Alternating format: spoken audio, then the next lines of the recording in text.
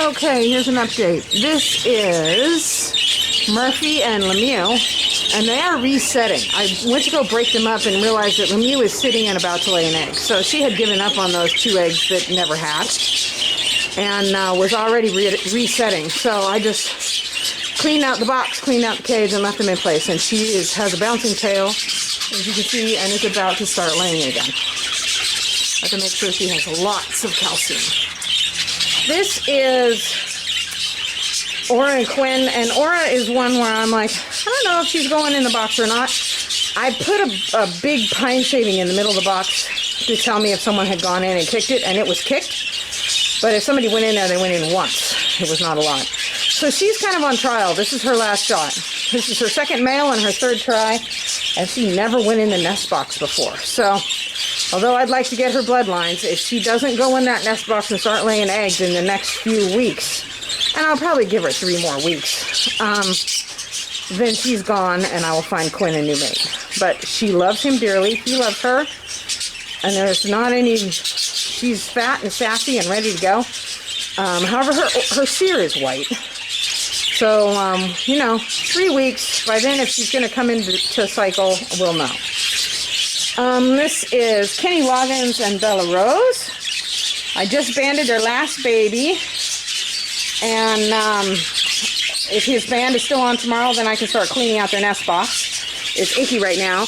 They lost 1 chick, and I ended up fostering them Fournier's second oldest chick, who is a monster. Really big. He's much bigger than the firstborn and the thirdborn chick. So I don't know what's happening with that, but he seems to be on steroids. And their own 2 chicks are a little younger and no slouches. I can tell that the second one is yellow-based, which I kind of expected because both of Kenny Loggins' parents are yellow-based. And I don't know, the third one looks a little light, so we'll see what happens with him. Maybe a spangle. But I'm very pleased with them. Bella Rose is doing a great job, and it's all good. These 2 down here, he always goes and hides in the back. This is common when I bring birds in from other aviaries that don't know me. You get this big fear response. Whereas my birds are like, what is wrong with you? It's just the human. So anyway, but he is growing a tail, which tells me that he's feeling good. And his girl likes him and is laying claim. And there is a piece of, she's been clearing out that box, I think, maybe. But there is a big piece of grass in there that tells me that somebody has been in the nest. Ta-da! This is O'Dowd and Stream. Stream is sitting there looking in at her babies. Hi, Miss Thing. And I have something really interesting happening here. Okay, focus. First baby looks just like his parents, single factor spangle. Second baby is a violet single factor spangle. The violets are just jumping out. But this third baby that's supposed to be a double factor spangle should be pure white.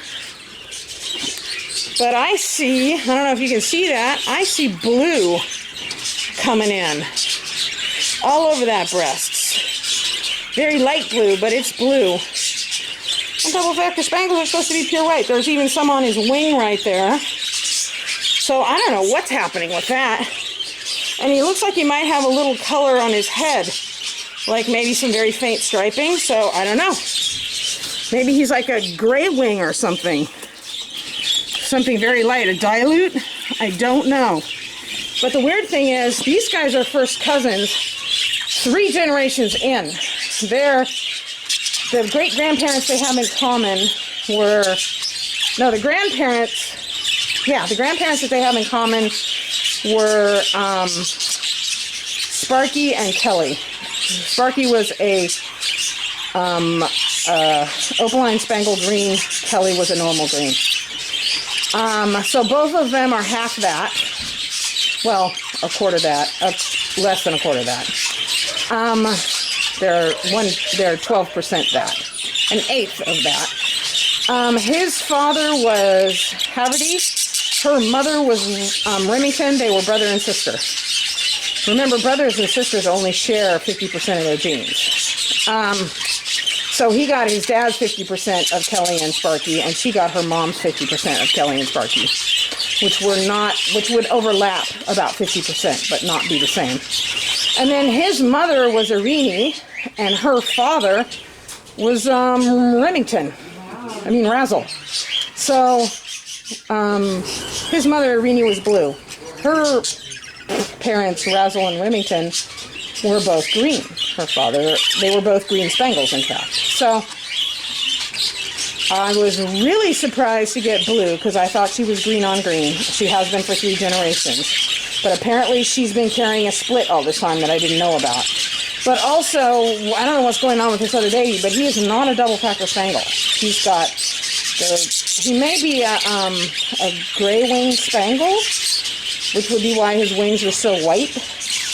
We'll see if that gray coloration on the top of his head ends up being barring, then he may be a gray wing like this guy right here. He instead of having black markings on his wings and head and mask, he has gray markings.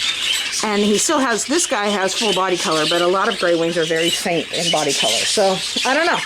If they threw me a gray wing, I'm going to be shocked because I had no idea. So this is Indus raising his little chick on his own. I removed my plucking hen, probably too late. He's probably not going to grow normal feathers on his shoulders. But he is growing in some feather and down. I should be pulling him out of the box today. As you can see, his 25-day is today. But he's a little short on feathers and he doesn't have any siblings to cozy up with. So I'm going to leave him in the box for a few more days. And then I'm gonna put, so this time around, in an effort to keep my fathers from molesting their babies and keep them on task, I'm going to pair cocks. I'm going to pull them from their breeding cage and put them in another cage that is not theirs with another cock and that cock's chicks. I'm hoping to keep them on task. So, Indus is going to get paired with Bubba Jr. over here, whose hen has also been pulled for plucking. And his babies are also growing some feather back. But we'll come back and visit him in a minute. There's nobody down here. This was Dolerite and Mist. And Mist was just plucking the hell out of that baby. So he was the only baby and he was still really young. So I just pulled them both and put the baby in a foster. These two, she is in the nest. She's a lady in waiting. When the hens are ready to go, they crawl into the nest and just sit in there in the dark and wait for their hormones to catch up. And that's what she's doing. Hi, Lemony. I love this pair. I really hope they give me chicks this time. This is Halligan and Dubois, and all of their babies are normal greens, just like Mom and Dad. Hi, Dubois. And they're pretty little things. And I'm very pleased, and Dubois is being a great mom, and I'm not worried about a thing. This is Fournier, whose quartz flew away. She has her 2 youngest chicks in here. I just banded the last one, so their box is still icky because I'm not going to start putting shavings in it until the youngest chick keeps the band on for 24 hours. But they are looking really good. Her 2 oldest chicks are pieds like their father. Number 3 is not. Number 4 looks like it will be. But they're lovely. Things are going just fine. You're a good mama, huh? All on your own. She says, I know what to do. So I'm going to need to block her. So a hen on her own will continue to raise her chicks long past and not reset if she has no access to a cock. But do you see her sitting over there by Indus? I am going to put full blocks on both sides of her cage, and Indus is going to get moved. So that's what's going to happen.